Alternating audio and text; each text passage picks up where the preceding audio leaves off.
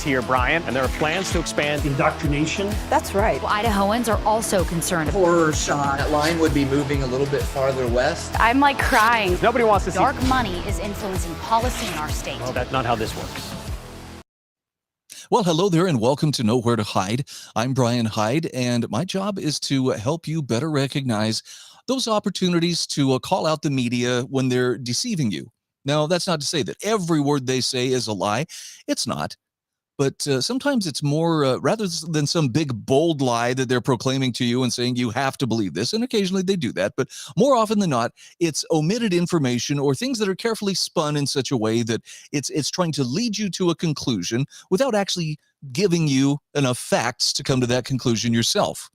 I suppose somewhere in there is a distrust of the public that, well, we really can't trust you to do that, therefore we have to keep you on target. So nowhere is this more true than when it comes to our government-run public schools. As you're going to see in today's program, when it comes to the statists and particularly the school system in which they can train future generations of statists or people who think in terms of the state as the primary solution to every problem in life, yeah, they're pretty territorial about this. Check out this headline. This is from IdahoEdNews.org. Reclaim Idaho says Governor Little is reneging on K12 funding commitment. Well, let's talk a little bit about that funding commitment. My understanding is in the last legislative session, it was a record amount of money that was allocated for Idaho's government-run public schools. The article says in an online petition drive, Reclaim Idaho members and supporters are urging Governor Little to keep his promise to add $330 million to the public schools budget for the next spending year, which begins on July 1st. Now, the increase won't reach $330 million and instead will come in at $215 million. And Reclaim is upset about that. That's because they say Little and the 2023 legislature rescinded a pandemic-era funding formula based on enrollment and again tied funding to student attendance, an inherently smaller number than overall student enrollment. So if I'm understanding this correctly, that would mean that, hey, we want to fund it on the number of names that we have on the rolls. This is kind of like what was argued about with Medicaid enrollment. Well, there may be, 50,000 people on there who aren't even eligible. Well, it doesn't matter. We still need that funding. Really? That could be a waste of money. And it sounds like the attendance-based approach is much more accurate in terms of, but how many warm bodies are actually sitting in the seats, so that we have a more accurate measurement of what exactly needs funding. And again, that's with the presumption that this money actually makes it to the students in the first place. Moving on, the article says, if this issue goes unaddressed, school districts across the state will feel the impact. Now, that's kind of a vague way to say it. Some districts will see layoffs of teachers and support staff. Others will be forced to increase class sizes, eliminate positions for counselors and librarians, or hold back promised salary increases.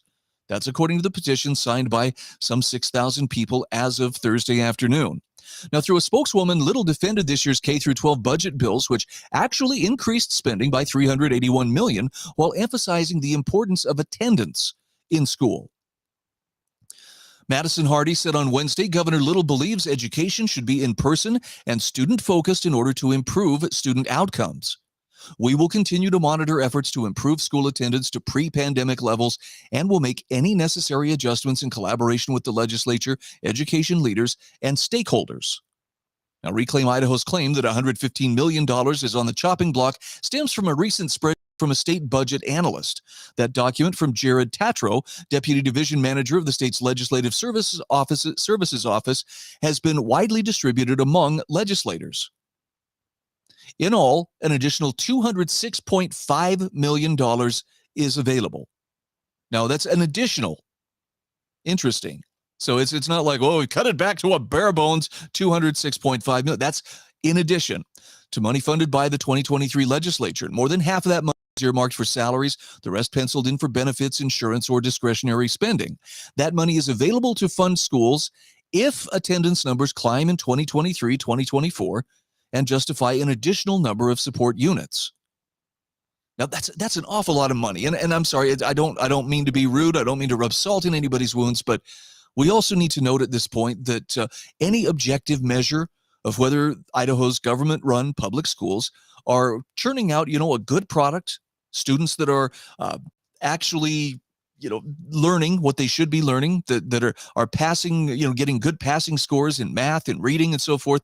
Are they actually reaching these marks, or are they falling short? Because the last I saw, it's pretty dismal. And you can blame some of that on, the pandemic really disrupted things and students are trying to play catch up. But the bottom line is, if the literacy in math and in English is sitting around 39-40%, maybe we have a problem. And maybe it's the kind of problem that simply throwing more money at it isn't necessarily going to be the solution that at least some are pretending it will be. At any rate, they want their money. Where's my money? Where's my money? I can hear them saying. It's that sense of entitlement is simply staggering. If attendance rates remain in the 89 to 90% range, additional state dollars would land in the Public Education Stabilization Fund. That's a rainy day fund. By the way, don't a number of these districts have rainy day funds, some of them with hundreds of millions of dollars? I believe that was reported last year, and I haven't seen anything that would indicate that money somehow magically vanished. So again, when is enough enough? I think when the answer comes to education funding and those who lobby for it, the answer is it's never going to be enough. The data point underscores the point that the state has additional money to send out to the schools, says Reclaim co-founder Luke Mayville. Luke is really good about expressing that entitlement. That's our money. We deserve it. It's being held back, Mayville said on Tuesday. This pot of money does not do any good for Idaho students if it does not go out to the school districts. And Luke, I want to give you the benefit of the doubt and believe that maybe you really are sincerely all about this has got to go out to help the students have a better overall educational experience. How much of it actually gets to the students? In other words, how much of it actually reaches the classroom?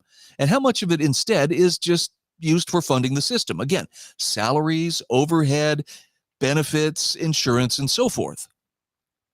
See, that's the real quandary that we've been facing here in Idaho for quite some time. This is one of the reasons why school choice was so front and center. Sadly, it failed by a very, very thin margin. I expect it'll be back again in the next legislative session, but there's a reason that people want that school choice, and it has everything to do with that funding actually following the students and being able to be directed in ways that directly benefit the students, as opposed to simply propping up a system that, again, by any measurable matrix, is failing in its objective to put out there good students who have been taught well and are literate in what they've been learning. Now, look, they're all very socially conscious. They know the exact things to protest. They know the right things to walk out of school for. They know which flags to wave and when to cheer and when to chant in unison. That's not the same thing as being productive, functional citizens. Yeah, I'm painting with a little bit of a broad brush here, but I think you get the point. Some students will succeed and do well in spite of a one-size-fits-all government-run public education system. Other students would do better if they and their parents were able to avail themselves of choices. So how do you do that? Well, we're going to come back to just a really scathing editorial from a writer in the Idaho Statesman's pen. Holy cow. They can't even begin to contain their contempt for what they call the vouchers and the far-right vouchers that are out there being pushed with the taxpayers' money to religious and private schools. That's how statists think. Anything that's not under the direct control of the state, in their minds, is, by definition, out of control. Speaking of out of control, let's talk about what happened at a school in northern Idaho. Idaho high school student punished for saying there are only two genders. Students at Kellogg High School plan to walk out for actually 9 o'clock this morning. I don't know if that walkout happened. I've not had a chance to see if it did or not, but Wayne Hoffman had a chance to talk to this student on the Hoff Time Report, which you can check out for yourself. Go to idahofreedom.org or check out Idaho Freedom TV on YouTube, and you'll see his interview with this student. Here's the story behind it, though. This year at Kellogg High School, instead of having the senior class put quotes in their yearbook, the students in the graduating class of around 80 students were invited to share their thoughts and their advice with the younger students at the commencement ceremony instead. So everything was going along as planned at the graduation rehearsal till one of the students bravely used the opportunity to share one of the most basic and obvious truths known to mankind. Guys are guys and girls are girls. There is no in between. Now, the student received thunderous applause, but you can imagine what speaking an unpopular truth would do in the hearts of, mindless administrators. For speaking this truth, Innocently and without malice, the woke establishment has chosen to silence and punish 18-year-old Travis Lohr. The school's woke administration has chosen to suspend him from participating in the graduation ceremony planned for this Saturday. Now, what did he say that's so controversial? He acknowledged something that I think most of us would have regarded as self-evident. Even 5 or 10 years ago, nobody would have questioned. Guys are guys, girls are girls. That's a truth we're not supposed to speak today. So which side are you going to come down on? The side of reality or the side of what is fashionable, what's popular? I'm glad to see that this student, Mr. Lohr, was willing to say what he said. According to Lohr, he was pulled aside one day after the graduation rehearsal and told by an administrator named Dan Davidian that he would not be participating in the graduation on Saturday. It seems political, said Travis. According to Lohr, the school has a total of around 300 students. But they say they have 30 kids in the school that actively identify as transgender. That's about 10% of the school. Does that seem right to you? That seem normal? That sounds like a social contagion. That sounds like a trendy fad, and it sounds like, a hysteria. This is people getting caught up in a fashionable hysteria. But heaven forfend that this kid would actually say something that is truthful. Now, of course, the local establishment press is faithfully running cover for the school, an attempt to protect them from community backlash after they silenced a student's right to not only speak freely, but to actually speak the truth. According to the Hagedorn Corporation's Shoshone News Press, this is how they described it. Check out the sophistry that you have to engage in to justify this. It has also been reported that Lohr and other students were told not to go off script from their statements during their time to speak, and that is what Lohr allegedly did. And it was him going off script that got him into trouble, not necessarily what he said. Yeah, I'm going to have to call BS on that. Sorry. However, Lohr adamantly denies his statement was reviewed or that he was forewarned about his statement being potentially controversial prior to presenting it. He told the news press, "I was never told I couldn't say what I said." Now, look, if he had said something, if he had gone up there, F the establishment or whatever, if he had started dropping, obscene language, I think probably some kind of discipline would be in order. But they're treating it as if he did something actually worse than that. Well, we can't have you participating in graduation. You went off script. Whose script? That's the question we need to be asking. Whose script? Who approves what is okay and what can and cannot be acknowledged? And is this really the right attitude for a place of learning? No, I get it. Maybe he's being edgy. I mean, frankly, that is kind of edgy to speak the truth these days. You want to say something that's truthful, like guys are guys and girls are girls, you better be prepared to absorb some blows. But in no way does that make it right on the part of those administrators to say, well, we have to make an example of him. We have to punish him because, he went off script, in their words. He said something that was politically insensitive, according to them.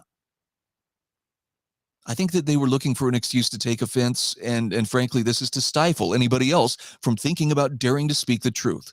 Here's a thought for you to consider. This is from Salom Sibonex. The concept of banning misinformation is inherently flawed, at least for a society that values discovery above control. Now check out this next line. Tell me what truth can be discovered in a place where only known truths are allowed. That's kind of the way that the school district is approaching this. Well, you can only speak truths that are believable or fashionable to us at this moment. But as we've seen, those truths are fluid. They're in a state of constant flux. They can change from moment to moment. And frankly, the fact that they don't even begin to resemble reality, I mean, who can really know where they stand? I say, good job to Travis for being willing to speak up and say something. It's if he was targeting somebody else, or again, if he was doing something that was truly disruptive, that would be one thing. But this is the equivalent of the kid pointing and saying, hey, the emperor isn't wearing clothes.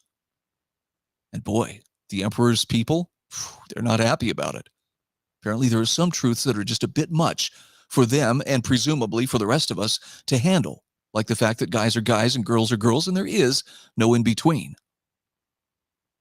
What the heck does it say about us as a society that we've fallen to the point where something that self-evident is considered heretical? I mean, that's a society of control freaks that is on its way to not only circle the drain, but take that terminal plunge. All right. Speaking of circling the drain, let's see what's on the mind of the Idaho Statesman. Oh, it's an editorial. What's happening to politics in Idaho is bigger than vouchers versus public education. It's about truth versus disinformation, integrity versus deception. Well, I can only imagine how they will play this out. This is actually by Rod Gramer from Idaho Business for Education. Don't be fooled by these far-right pro-voucher attacks on good Idaho legislators. Now, specifically, what he's talking about here is the legislators who killed school choice in the Idaho legislature this past session. They were told you're going to face accountability, meaning we will run people against you. We will vote you out of office if possible because of what you've done. And so the Statesman is predictably riding to their rescue. We can't have that. Why? We've got to make sure people understand there's fear. This is far right, out-of-state people who are trying to take our taxpayers' dollars and work against our public education. Notice how they use the term "our," kind of like a con man would. Hey, we make a pretty good team, huh? This is our lucky moment. Come on, let's take the rest of your money and put it all on red. Anyway. Rod Gramer says billboards have surfaced like weeds in Canyon County, attacking Representative Julie Yamamoto, chair of the House Education Committee, and in Moscow, attacking Representative Lori McCann, vice chair of the House Education Committee, and also a board member of Idaho Business for Education. Well, these were two of the people who really stood in the way, so not surprising. The Moscow billboard accuses Representative McCann of failing to support our children. In large letters against a pinkish background, it asks, "Will you help?" And then it urges someone to apply now to be a candidate for District 6. Okay, is that really, is that attack? Is that off bounds for a legislator who made an unpopular choice, at least among some of the constituents? That doesn't really sound that harsh, but boy, it's sure treated as if, why, my goodness, they're calling for her head. No, they're actually calling for a separation of her and power, which to people who are power seekers and opportunists, that's a fate worse than death. The billboard attacking Representative Yamamoto is a carbon copy of the one attacking McCann and accuses the lifelong educator, as if that should somehow, shield her from any criticism, of not supporting children, and urges someone to run against her in District 11. Okay, this is exactly what proponents of school choice said they would do. Why do we act like, well, this is just an attack by the far right and by these voucher people? By the way, voucher must have been the word that tested most negatively with whatever focus group these teachers unions, lobbyists came up with. So both billboards sent a clear message that would-be candidates would have support if they decided to run against Yamamoto and McCann. Again, why would that be surprising? So why would these two legislators who voted for every bill that strengthens public education, okay, let's translate that a little bit. How does it strengthen public education? By making it more of a monopoly, by giving it more taxpayer dollars, by creating less accountability, by shoring up the system to make sure that nobody has any chance whatsoever to seek an alternative or to substantially fix the system and correct wrongs? Just kind of makes you wonder. That supports Idaho's 300,000 public school students, again, government-run public school students. Why would they be attacked for supposedly not supporting young people? Okay, well, the answer is very simple, and it goes back to what I pointed out earlier. You want to support young people? Let them make the choice. Let them and their parents decide what is the best solution for them education-wise. Really, that's it. It's not about put more money into the system that's going to tell them everything they should do, when they can stand up, when they can sit down, we'll ring a bell, when it's time to move on to the next subject. Okay, again, that's a statist's dream, but it's not the best fit for everybody. And again, looking at the test scores, looking at the literacy rates, it's not even a system that is really performing up to its purported standards of, well, of course, we're the answer. So let people have choice. No, that's voting against the students. Because Yamamoto and McCann had the temerity to oppose efforts to use taxpayer dollars to support private and religious schools at the expense of our public schools. There's that collectivism coming through loud and clear. It would be supporting the taxpayers who wish to use their dollars to pursue education opportunities for their kids in private or religious settings, as opposed to, well, we have only the state-sponsored schools, and that's the only place where any legitimate choice could exist. Bottom line is, the funding for the public schools, the state-run public schools, comes from the taxpayers. And the taxpayers need to have a say. Not every taxpayer is happy with where their money is going. For those that are, great. That's fantastic. Exercise your choice. Let others exercise their choice as well. But for some reason, they're not willing to do that. Why is that? What scares them so much about the idea of people choosing some system other than the state-run system? More and more interest groups, the editorial says, are like the American Federation for Children, are trying to convince Idahoans what is truthful is false and what is false is truthful. Well, thank goodness we have the Idaho Statesman to push back and put a spin on that for us so that they can convince us that what is truthful is false and what is false is truthful. Are you following me? This is just spin. That's all it is. That legislators like Scott Herndon are champions of education when they are not. Well, again, flesh that out for me. Tell me why he's not. And pro-education legislators, no, pro-state-run education legislators like Julie Yamamoto and Lori McCann don't support students when they do. But they don't support students. They support the system over the student. This really shouldn't be that hard to figure out. So, in other words, what's happening to politics in Idaho is even bigger than the issue of vouchers versus the future of public education. That's by the way, the horns of a dilemma there. It's, look, you can either have vouchers or you can have a public education with a future. But it's all got to stay within this narrowly controlled paradigm. If they want choice, then they're going to have to be willing to think outside of that paradigm. And by the way, vouchers, nope, this was educational savings accounts. The money stays with the people. It's not a matter of well, let's go fleece the taxpayers and start up something totally new. It's providing options for people who wish to avail themselves of something other than the one size fits all system. But of course, to this editorialist, it's all about integrity versus deception, and supposedly he's showing us integrity by foisting some deception on us. Unfortunately, many Idahoans are falling for the disinformation and deception leveled against our very best lawmakers. Now, I got to translate. By our very best lawmakers, our most reliable supporters of the state-run system. That's what makes them the very best lawmakers. If they were people who actually operated in the interest of proper government, limited government, and actual school choice for the parents and students, well, they wouldn't be considered good lawmakers, now would they? The very best lawmakers. Last year, the deceptive campaign cost many good lawmakers their seats. Did they? Well, apparently that means that people aren't buying your BS quite like they were. So maybe that's good news. Now they want to defeat good people like Yamamoto and McCann with the same trickery. Or is it truth? If they succeed, the real losers will be the public school students in Idaho. Okay, this is hiding behind the children. That's all that is. That is a smokescreen for, who's going to think of the children and who's going to take care of them? They don't care.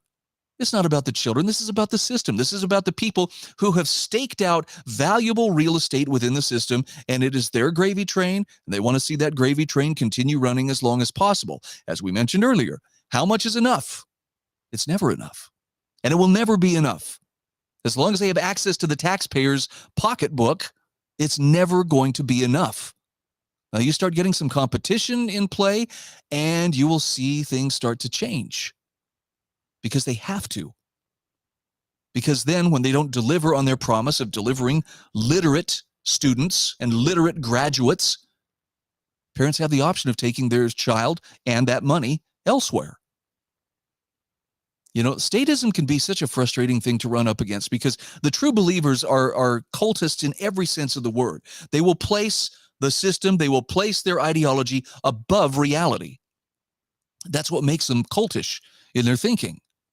And it really comes down to a matter of they want, above all, to have conformity as a result of the way that these students are being taught. I was going to use the word indoctrinated, but I'm going to, settle for a little more diplomatic approach. The way the students are taught teaches conformity to go along with what everybody else is doing. This is one of the reasons why we see so much controversy about, transgenders in our kids' bathrooms and books teaching kids, all kinds of bizarre sexual practices, filtering on down into the youngest possible age, to have access to this in the school libraries. They want conformity. They want conformity of thought. They do not want, the people who support that state-run public education system, don't want people capable of thinking for themselves. That's a shame. So here's a final thought to consider. Conformity is doing what everyone else is doing, regardless of what is right. And that's what this editorial is decrying is, well, these legislators, these lawmakers, they're conforming. That's what makes them so good. They will conform and they will do whatever the system asks of them. So therefore, they must be right. Morality, which Senator Scott Herndon, among others, are showing, is doing what's right, regardless of what everyone else is doing. And yeah, you pay a price for it. You will be, you'll be soundly ridiculed and smeared and talked down and otherwise put upon for having integrity. But if you want to make a difference, you got to understand that you're never going to conform your way out of tyranny. You're never going to obey your way out of being oppressed. The only way to get out of it is to have the kind of moral clarity to where you can stand up for what is right, regardless of what everybody else is doing. And sometimes that's also the most patriotic thing that a person can do at any given moment. So things that are wrong don't become right just because the state enacts some official policy or passes some law that says, yeah, this is okay. Right is right, wrong is wrong. Guys are guys, girls are girls, regardless of what's fashionable at the moment. Find the courage to speak the truth. Find the courage to resist conformity. And you're going to find that life is a whole lot better and a whole lot more meaningful than simply being another sheep in a herd of sheep that really don't want to be disturbed by thinking for themselves. I'm Brian Hyde, and this is Nowhere to Hide. Are biased, the Idaho Press Club are biased, all media, newspaper, radio. To be completely blunt here, Brian, and there are plans to expand indoctrination. That's right. Idahoans are also concerned. Horror shot. That line would be moving a little bit farther west. I'm crying. Nobody wants to see Dark money is influencing policy in our state.